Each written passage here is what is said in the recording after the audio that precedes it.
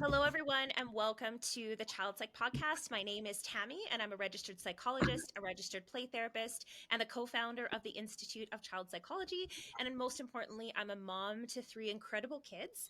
And today we have Dr. Janet Edgette. I hope I'm saying it, Dr. Janet Edgette. And she's a child, adolescent, and family psychologist with over 35 years' experience. And today we have her here. We're going to talk about teenagers and delineating between maybe like normal teen behavior and some of the behavior that we need to maybe work with, whether it's clinically or just setting some boundaries. And so I think that's a really, really important conversation to have because there is some misunderstanding of our teens in a lot of ways. So Dr. Edgette is a clinical psychologist and published author practicing in Exton, Pennsylvania. For over 35 years, she's been conducting child, adolescent, and family therapy and consultation to individuals, couples, and parents, as well as the sport and performance psychology enhancement services to athletes and performing artists. She's the author of 7 books on therapy and sports psychology, including popular parenting paperback Stop Negotiating with Your Teen, Strategy for Parenting Your Angry, Manipulative, Moody, or Depressed Adolescent, and her critically acclaimed book for mental health professionals entitled Adolescent Therapy That Works, Helping Kids Who Never Ask for Help in the First Place. She also has a new book that has come out in October, which is Therapeutic Conversations with Adolescents, Helping Teens in Therapy Thrive in an Ultra-Competitive, Screen-Saturated World. That is quite the laundry list of accomplishments. So welcome, Dr. Edgette. It's such lovely to have you here. Thank you so much, Tammy. Please call me Janet, and thank you. I really appreciate the invitation to join. Yeah. So tell me about how you came to specialize in adolescence. Tell me about your journey academically and professionally. How did this come to be? Yeah, so I had, after college, I got a master's in public health and was out west in California. I'm originally from New York and was working in public health, but it was mainly educational. And I decided I really wanted to go to a deeper level with people. It wasn't so much imparting information, educating. I wanted to really influence sort of their inner, psychology and being. So I decided to go to graduate school. So I did, came back east to Philadelphia and did a 5-year graduate program in clinical psychology. It was wonderful training. My last 2 years, my internship was in a child and adolescent unit in a hospital, and I loved it. Absolutely loved it. Then my first job was at a residential treatment center for socially and emotionally disturbed teenagers. And that's where I really fell in love with working with this population. I think part of it was spurred on by looking around at my colleagues and finding that a lot of the relationships between them and their teen clients in this treatment center were somewhat adversarial. And there was a lot of trying to muscle points across and a lot of power struggles and really lack of real engagement. And I thought, wow, like this is not, I don't want to do that. It's not the relationship I want to have with my clients. So I was meeting with these kids who were pretty, troubled, a lot of depression, anxiety, a lot of acting out behaviors. And I had spent all this time in school learning intricacies and nuances of psychotherapy, but a lot of it was theoretical. It was a beautiful education. But when it came down to sitting with these kids and generating a conversation that would keep them in the room and wanting to come back, I didn't know what to say. I didn't know how to respond to a lot of the things, some of the gamey kids would try and outwit me. And, I get caught up in that. Or a lot of the kids would just sit back and sort of watch me get nervous because I didn't know what to say. And I just learned sort of in the trenches there. That was really my second education with these kids. And I learned if I said something that had meaning for them and I related very genuinely and authentically, they would stay and we would talk and things would happen. And so I began to create a model of therapy that was very relationship oriented and not at all about techniques and strategies, but just using the relationship with the person and the conversation with my client in order to generate change. And that became what I call now modern teen therapy because it departs from a lot of the things that I had learned or that people, do with teenagers. And then I just began a private practice and it grew from there. Beautiful. And I think that goes to say a lot, even with parents who get really hung up on strategy, and like we have to have these tactics to tackle these behaviors. And so much of what causes positive change in kids, I don't care how old they are, especially as they become teens, is so much of learning, coming down to their level, learning their language, and developing relationship on their terms. Because sometimes they're just, we need to speak the same language as our kids. And so often we expect them to come up to our level, and we have to meet them where they're at. And that's what I'm hearing you're quite skilled at doing with our teens, who could be a little bit tricky. Yeah, I think we just need to communicate. I mean, I can't even tell you how many families I sit here in my practice and watch, and I think they have no idea how to talk to one another. They really don't. They know the business of parenting, what time to pick up, and what you need for lunch, and this and that. But when it comes to anything, well, I mean, I'm painting a little broadly here, but to real conversations, they get stuck. What happens often, I think, adults, they get a little nervous or worried, or they talk differently when they're talking to teenagers. They always pose questions. They try and jumpstart conversations by asking questions, question after question, which is not a conversation. It's an interrogation. And so, of course, kids are going to turn away. It's just not enjoyable. Not only that, but the parent doesn't allow him or herself to become part of the conversation. It's always, you tell me about you. You tell me about your day. You tell me what you think. You tell me what you feel. And it's like there's the kid's looking sort of at a parent that has become unidimensional, just the parent of the day, everyday business of parenting. But kids want to know, like, what do we as parents think? What matters to us? What do we value? What happened to us? What was funny? What upset us? What troubled us? How did we tackle it? How did we deal with it? Where did we fail? Where did we have trouble apologizing to somebody? Because those are the conversations that they can be like, oh my God, like, yeah, like I have that too. And we become real multidimensional people to them. And that's how these relationships continue when the kid's no longer a child and the parent's like, I don't know how to talk to my teenager. I don't know how to talk to my young adult, because the template has been this sort of question, answer, and, lecture kind of thing. And it's really hard, especially talking about harder things. That kind of candor is very, very difficult for people in general. I think we're not learning how to do that. We're not teaching our kids how to do that. Yeah. So what I'm hearing is it's not just showing an interest in our kids, it's sharing parts of ourselves with our kids. Absolutely. In developmentally appropriate ways, of course. But you might share a story about a time you had a similar struggle as a teenager, or something that was hard in your day. And again, hopefully it's not about them being hard, but it's something else of just being like, yeah, have you ever felt that way? Because today sucked for me. It was really hard. Yeah, Work was difficult, or yeah. exactly. Sort of like the way we would talk to anybody else. We talk differently to teenagers. You come home, maybe your partner's there or a friend or a sister or whatever, and you just say, oh my God, you're not going to believe what happened. Like this happened. It was so weird, blah, blah, blah, blah, blah.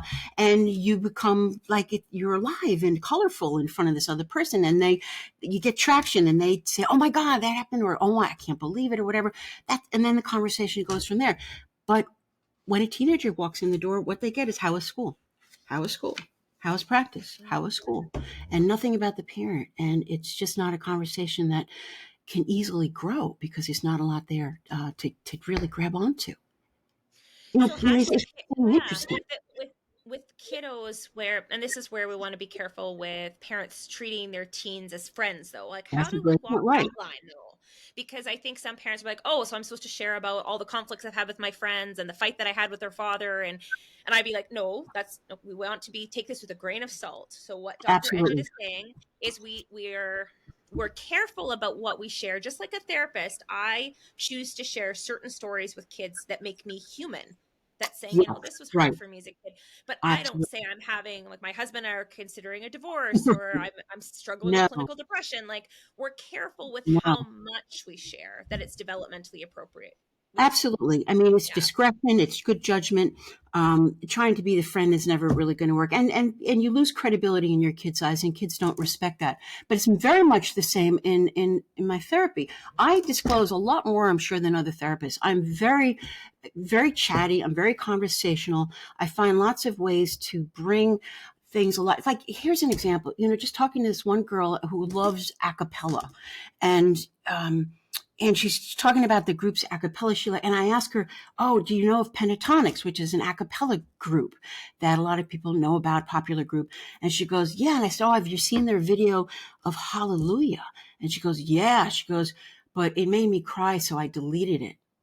And I said, you know what? I said, it made me cry, and that's why I keep it on my playlist. And she's like, what? And I'm like, there's beautiful sad, and then there's sad, sad. And I had a chance to talk with this girl about, can you appreciate what it's like to feel sad but have it be beautiful, or expand your emotional awareness to include things that are sad and not have to eject them because they're sad? I mean, it's a little story, some self-disclosure that brought a whole other conversation into play. And so I do talk a lot about myself. I mean, not only my music, but just other stories that have relevance and allow me to get a topic on the table that I'll come back to later. But it's all with judgment. It's nothing too personal. It's nothing my private life. It's just me. It's me. And I think as parents, it's like, show up as you and who you are. And kids will, and it's very disarming to kids. They don't expect that. They kind of sit back and it's like, okay. And it's a beautiful way to be candid. Even just saying to your kid, you know what? I just realized, like forever, you come home from school and I just ask you, how is school? And like, you kind of run away. I think I understand why. Like, but here's the weird thing. I think that if I don't ask you questions, I worry we won't have a conversation. Like, I don't know how to talk with you, I think, without asking a conversation. And that's so weird. That kind of candor is just a beautiful statement. And your kid will be like, okay. And you say, well, anyway, I was just saying, so I'm going to try not to ask so many questions all the time, but it made me like, I don't have a lot to say till I figure it out, and you figure it out with me. But hey, if you're game, I am, because I just want to be able to, I want us to have a different kind of conversation. Yeah. That And I think, it's yeah, beautiful what information. what I know, one thing with me, I love working with teens. Like, they are my favorite. And one of the things I always try to get at first is, what are they interested in? Like, see the world through their eyes. Like, does your kid like video games? Do they love a certain artist? Like, my teen is obsessed with movies, anything with movies. So if Mm-hmm. I can bring up like something about a movie, or like, let's talk about movies, maybe we're going to watch, like, we always do a family movie night, you can get her going on and on and on, or singing her favorite soundtrack. If you put on her favorite soundtrack from a movie, it starts to elicit, loosens her up, and she'll start talking. But it's just finding out like what our teens are passionate about. And Mm-hmm. sometimes that is a wonderful starting point, is Mm-hmm. teach me about this, tell me about this. Mm-hmm. Or we just learned something, I learned this thing about this today, does this sound right to you? Or like, would you add anything to that? And they do get interested when you come down to them and saying like, I know this is your world right now, so let me, I want to be part of it, as in Right. whatever capacity I can. Right. I love the idea of asking kids about what matters to them. I do think that if we're working with teenagers, have a responsibility to be familiar with their world and to know what it's like, and to be familiar, not so much with the details of each person's interest, but what the culture is like, what the social culture is like for them growing up. Is that, in the title of my book, it's so competitive and it's screen saturated, and we need to know about that. Going back to the point about opening up, sessions with teenagers, I think the worst thing anybody could do, and it happens all the time, is to open up with a question about treatment goals. And it's like, first of all, a lot of these kids, they're not there of their own, desire. They're there because someone told them that they have to go there. So opening up with that, first of all, says you're not really reading the room very well when you have a kid who's sitting there sulking and obviously not wanting to be there. And the kids, you ask them treatment goals, and the kid's like, is there anything on my face, lady, that says I have a treatment goal? Like, I don't even want to be here.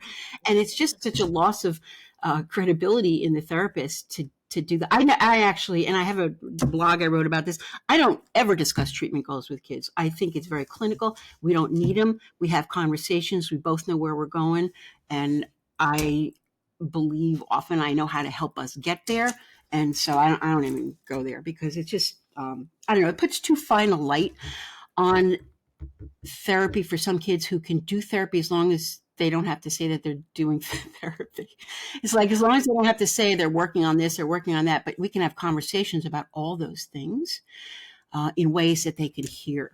The trick, I think, is not so much a trick, but the skill is in taking these conversations about everyday things, video games, movies, songs, and so forth, and bringing it intentionally into a direction where you're going into a conversation that matters in terms of where you really want to take this kid.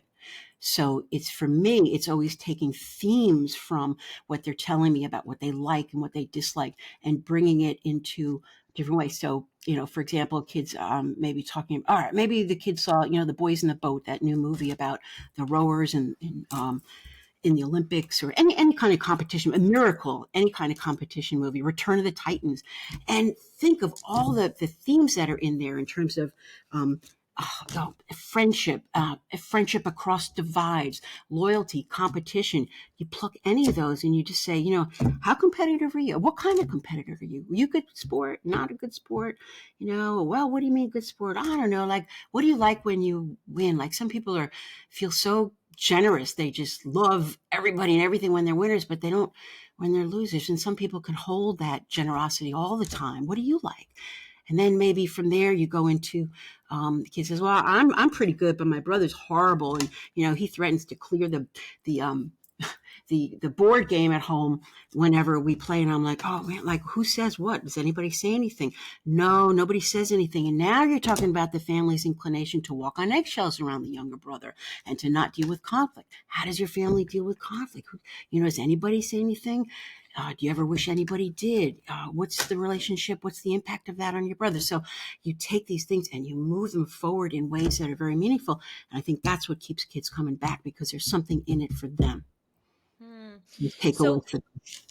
beautiful. And so when it comes to teens and you have to broach something that's hard and you really want to have an open conversation about it, whether that's sex or maybe a choice your teen has made or something they're struggling with, and we might say, like, do you want to talk about it? And they're like, no. Like, because there's a lot of probably shame there. Sure. It's Yeah, uncomfortable. it's just embarrassed. It's hard, Yeah. right? So how, when parents were like, God, I need to have this conversation, like, we need to have this conversation, what do you think the best way into their world is when we know we have to have this tough? I'll give you an example. Would Yeah. be like with my teen, we've had to talk because it's an important thing. Is, like, if they're ever at a friend's house, and we know all kids are going to be exposed to pornography at some point in their lifetime, Mhm. like, they're just going to. And so this is a conversation like we're actually going to be having with our teenager coming up. Right. We've already had it with the younger ones. They're almost easier. Like, they're just like, they're not embarrassed. Like, they're just like, oh, like, what is this thing you're Right. talking about? Right. And like, they're Right. curious. Our teen is probably, I could just imagine being like, you're talking to It's a little too what? close. It's a little too close to what they're talking about, what their friends are talking about. A little too close to just, where they're going to, and it's just uncomfortable for them. Little kids, Yeah. yeah, that's like Yeah. something. So how do you broach hard subjects where you're going to get like pushback from teens?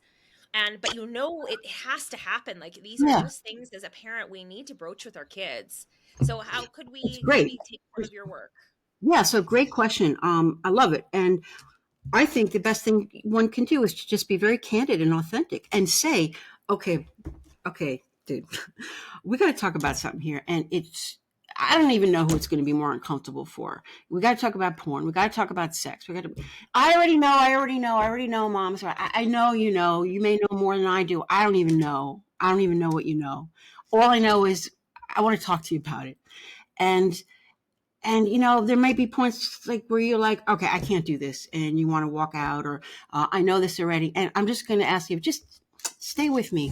Even if you don't have anything to say, I might just need to think out loud with you, and then we can revisit it later. I don't want it to get to a point where we're like, yelling at each other, or like, oh, you just, I'm not, I don't want to lecture. I actually want to try and have a conversation about this, uh, which probably is a pretty tall order, but I want to give it a try, because I want to be able to talk about these and other things with you as you get older, in ways that don't end up in an argument.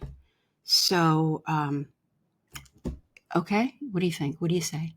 And I would ask for them, like, and they might be like, I don't know, that sounds really weird. And like, yeah, I know it sounds weird. I'm even talking weird because I don't usually talk like this with you, but usually I just come out and say, okay, we have to talk about this. So let's sit down. And now you're thinking, oh God, this is another lecture. It's unpleasant.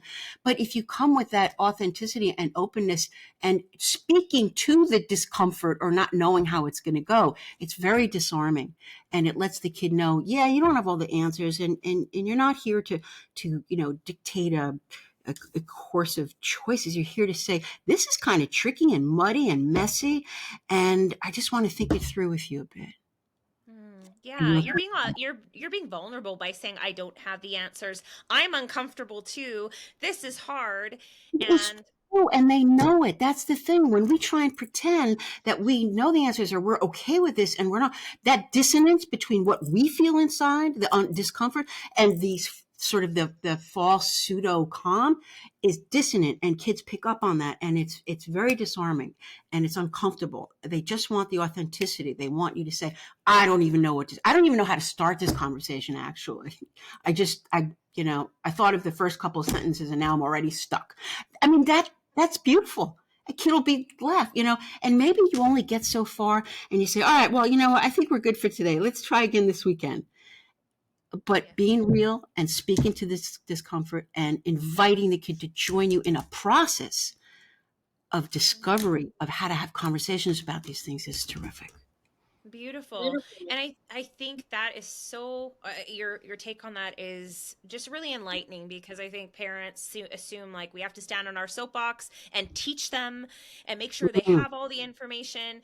And then when we take that approach with yeah. teens, it can, the little ones can be a little bit more forgiving of us. Like when we can sometimes be, it's not great, but they'll deal with it a little bit better. It's just mom.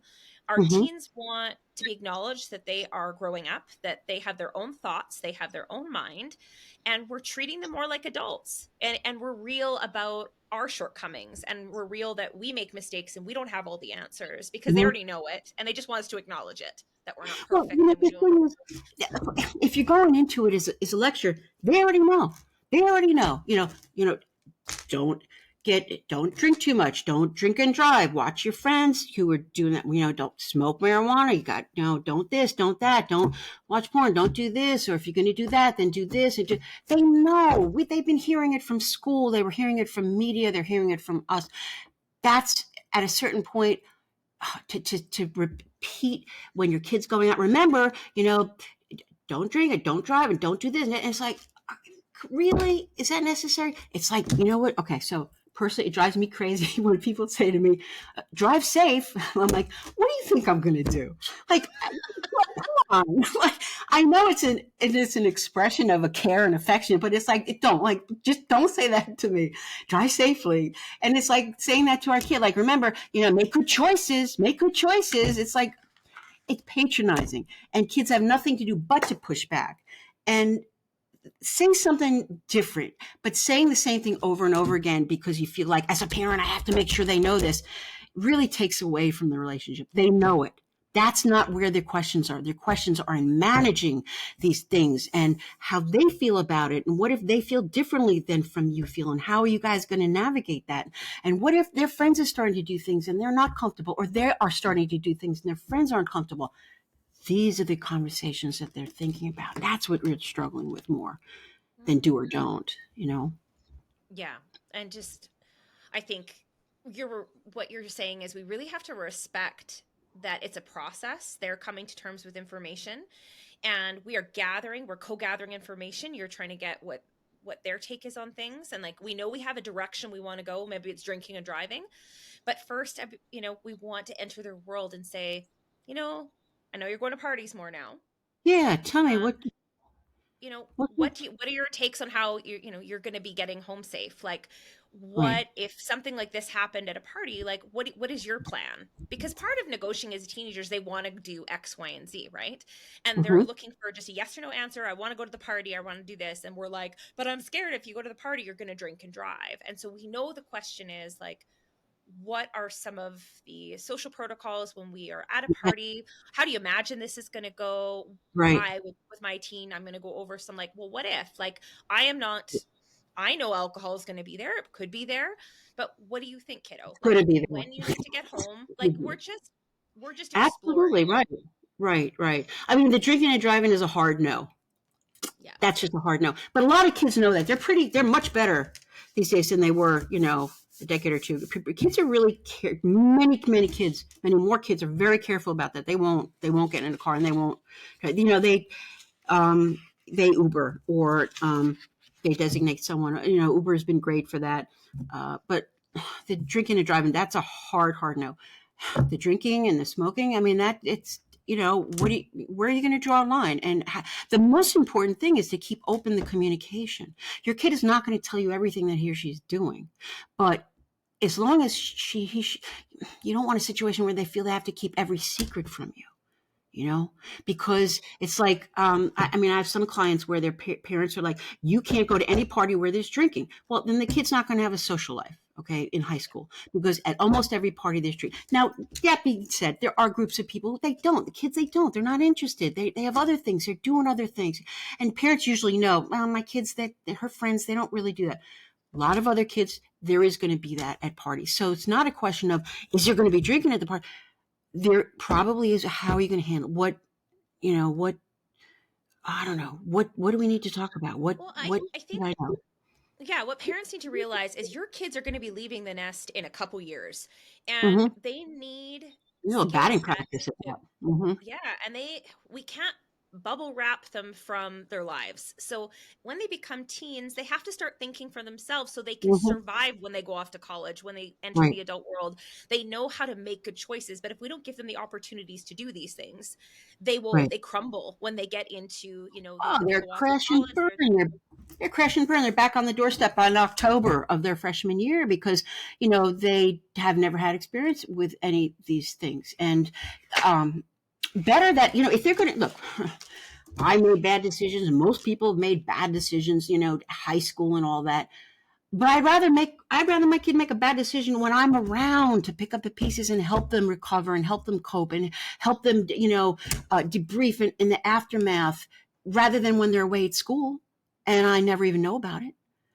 Yes. The problems will be smaller. That's better and more manageable. And I'm around, and other parents around, and better that it happened when they're home with you than it happened later when nobody's around that really cares for them. If it's going to Exactly. happen. Yeah, I always say it's kind of like with siblings. I always want to work with my kid when my kids have conflict. I'm saying I would rather them fight with each other, and then I am there to help, like, model apologies and work on negotiation Yeah.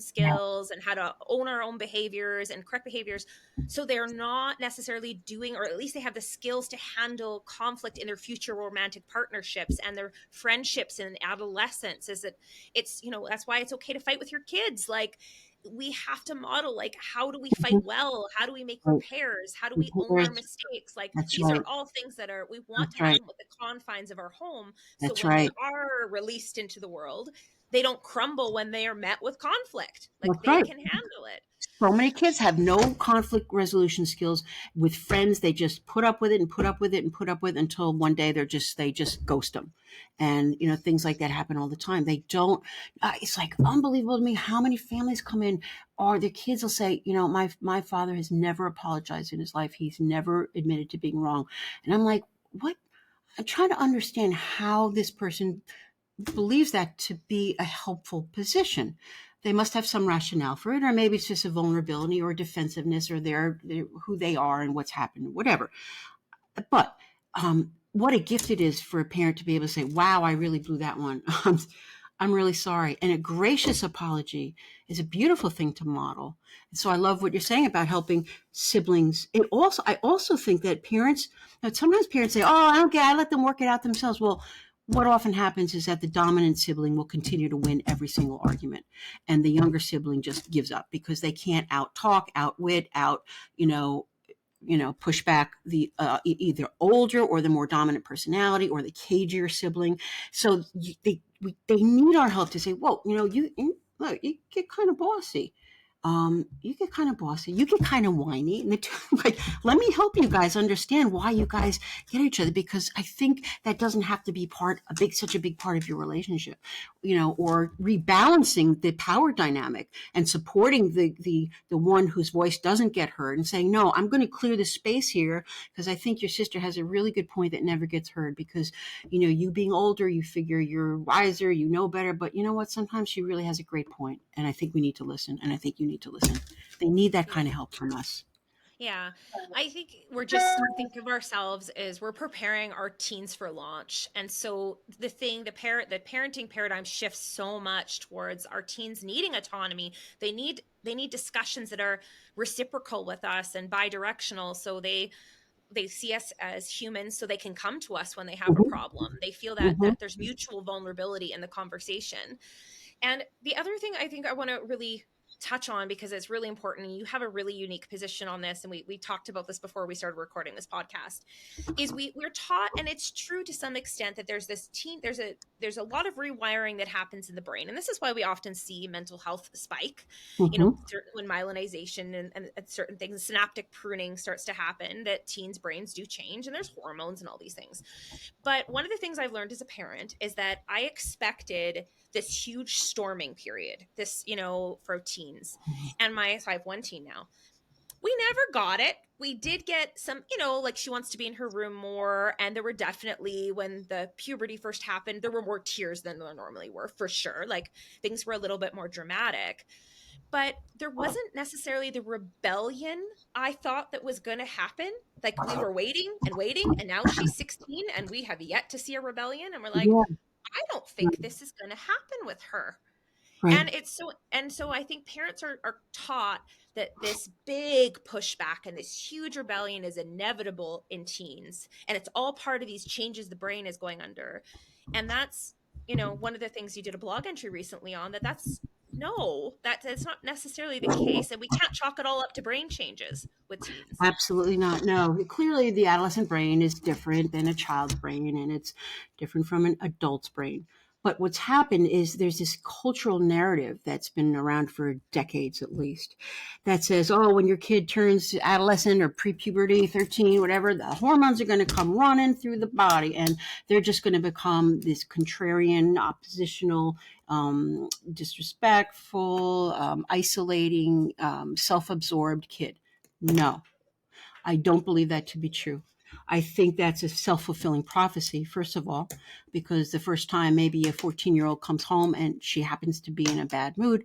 And so the mom starts to talk to her and she says, Mom, like, no, or she snaps at the mom. And the mom says, oh, there she goes. She's typical teen behavior. Rather than saying, you know what? Maybe there was something about the way I approached her. Maybe it was something about her day, and that this is not typical teen behavior, but her having a bad day, or me not reading the room well with her, and going later and say, hey, what happened before? Talk to me. I don't want to talk about it. Okay. I just want to know, you seemed really upset with me. I didn't know if there was something I could have done differently, or you just had a bad day. But what happens is a parent never addresses it and says, like, that, okay, now she's a teenager. And now, it's not corrected. Or if a teenager is disrespectful, the parent says, well, I guess that's just her being a teenager, and doesn't say, look, you could be mad at me, you could be angry, you could push back on me, but you can't do it that way. That's not okay. That's not typical teen behavior. That's a kid who's just being rude. And we have to make that distinction, because it's all glommed together and become normalized, so that things that are typical teen behavior is usually stuff that's just really not good teen behavior. But it gets dismissed as typical, and then it's normalized. And now we accept a whole host of poor behaviors on the part of teenagers who could do so much better. Teens do not, in my view, they are not biologically determined to change. It's not hormones that cause kids to become defiant. I mean, it will account for some mood changes. It'll account for risk taking. It'll account for the tendency to want to be with peers. It'll account for some of those, absolutely. But so we'll see it in a kid, maybe some dysregulation issues emotionally. So a kid, maybe 14, 15, looking forward to a concert gets canceled. Kid has trouble and maybe gets snappy, or gets angry and a little bit more than they should, and whatever. Okay, that's one thing. But a kid who comes home, from school, and his little brother is rummaging through the refrigerator, and he goes and pushes the brother out of the way and goes in there. That's not typical teen behavior. That's a bully. That's a bully. A girl who curses out her mom to her face because mom asked for the phone. That's not typical teen behavior, although it's common. It's not it does not have to be. That's a kid who's learned that she can get her parent to cease and desist by spooking her with, a few choice curse words. But that's not adolescent defiance. That's disrespect that's designed to disable a parent, to disable them. It's different. And so when we talk about kids, becoming teenagers, we start to expect less from them. We start to think that, oh my God, if my teen ever was asked me about my day, I'd drop to the floor. Well, why aren't you teaching them to be thoughtful about somebody else's day? Just because they're a teenager, it may not come first and foremost to them in the beginning of the day when they get up. But you can say, hey, you know what? I'd love it every once in a while if, I'm always so interested in what you're doing, and I kind of feel almost invisible. I'd love it if every once in a while you ask me, well, why would I want to do that? And I'd say, because sometimes you do things because the people who love you need you to do them. And it's a beautiful conversation about empathy and caring. But we expect so little of teenagers. And we also dismiss a lot of problems that should be attended to as typical teen behavior. So the red flags get missed. Yeah. And I think that warrants like an entire new podcast, is me just focusing on like what is normal and what is mental health or a rupture in the parent-child relationship. Because like, I'll give you parents an example. I was a really good kid, like, like straight A student. I felt horrible if I ever lied to anyone, like very conscientious. But when you have a parent who's really hard on you, has really strict rules, there's never negotiation. They come down on you.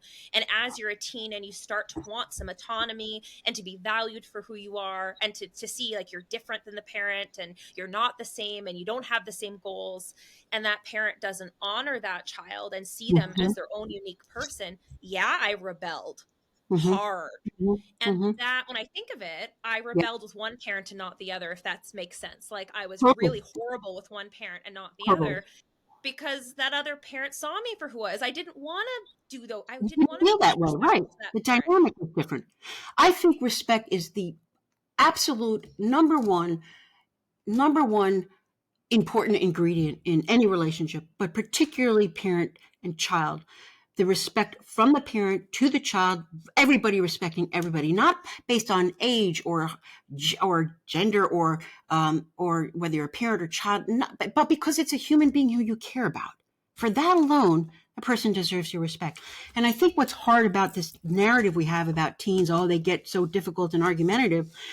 I think it will be difficult for parents and our society to see it differently, because when we take the focus off the teen exclusively, because the lens is always on the teen who's acting up, and broaden it, we see the relationship as bidirectional. So what are some things that a parent might be doing that contribute to that teenager's pushing back in ways that seem argumentative? So, one parent approaches a kid, really hard, fast, rule, never doesn't respect them.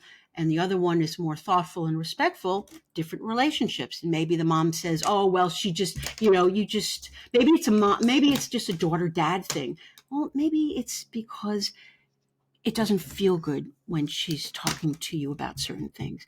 And can that parent take a step back and even ask the kid, say, I noticed you enjoy talking to dad a lot more than you enjoy talking to me. And like, I felt sorry for myself for a while, but now I'm just thinking, I don't know, what's different about talking to us? Not all parents can do that. It's a beautiful invitation to the teenager to say, well, it's just like when we talk, you try and solve all my problems, and I don't want that. I just want you to listen.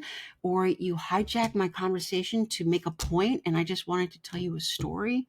I mean, these are the things that parents do. They think they're being helpful and instructive and wise and passing along good advice, but the kid just wants to tell you a story, and you lose the connection with that. Yeah. Well, I think these are such valuable lessons for really how we connect with teens because I think parents with young ones, they adore you and they want to be with you, and you can get away with, I feel like a There's no little bit margin for more error. because because there's this adoration when they're very young, right? Yeah. And then they become teens, it becomes very different because they are starting to individuate and becoming their own person, and we have to get to know them all over again in a lot of Right. ways and Not, completely yes. adjust our expectations a little bit, not necessarily with respect, but understanding they need a little bit more slack. They need to start making more choices and develop autonomy. And we have to share a little bit more of ourselves in order to stay connected to them. And I think that's one of the Yes. biggest take home messages I got from you today was about being authentic and about entering their world and respecting that they have their opinions and they live in a different world than us Mm-hmm. and getting to really know Mm-hmm. them as a blooming adult, essentially. Absolutely. I just wanted to add one more point to what you're saying, because you were saying about, as the relationship changes, as kids get older, teenagers are very astute. They're very astute about interpersonal dynamics. So when a kid says to me, this is happening in my family, and a parent is dismissing it, eh, they're not respecting the fact kids see us. They see the dissonance in what we say and what we do. They see when we're trying to maybe patronize, but we're trying to pass it off as something else. They see through us. So that's also why the relationships get harder, because we have to be more accountable for our role in the relationship and how it builds. I think that's another piece there. Beautiful. Well, thank you so much for parents and I mean and for therapists because really you have two for today you have many resources, but let's just talk about the two that we're going to Mhm. kind of let people know about the most. So any mental health professionals listening, there's the therapeutic conversations with adolescents helping teens in therapy thrive in an ultra competitive screen saturated world. There is a Mhm. URL to her book that was released in October in the episode description of this podcast. And then your book, one of your first books, I assume, or first, yeah, I think it was 2002, Oh, yeah. was Stop Negotiating with Your Teen Strategies for Parenting Your Angry, Manipulative, Moody, or Depressed Adolescent.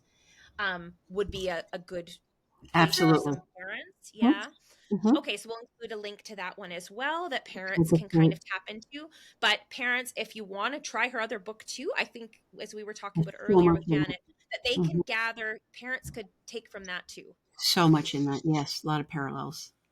Beautiful. Well, thank you so much for taking your time. I feel like we need another like a whole podcast just to talk about normal adolescent behavior Yeah, yeah. Oh, versus like yeah, anytime. versus so maybe we need to schedule that because I That's feel like great. we could have gone on for another hour there just to talk about Yeah, that. for sure. But Thank thank you you. so much for sharing your time today with me and You're so just welcome. thank you for doing the work that you do. Oh, I appreciate that very much. Thank you so much, Tammy. Thank All you. right. Bye for now.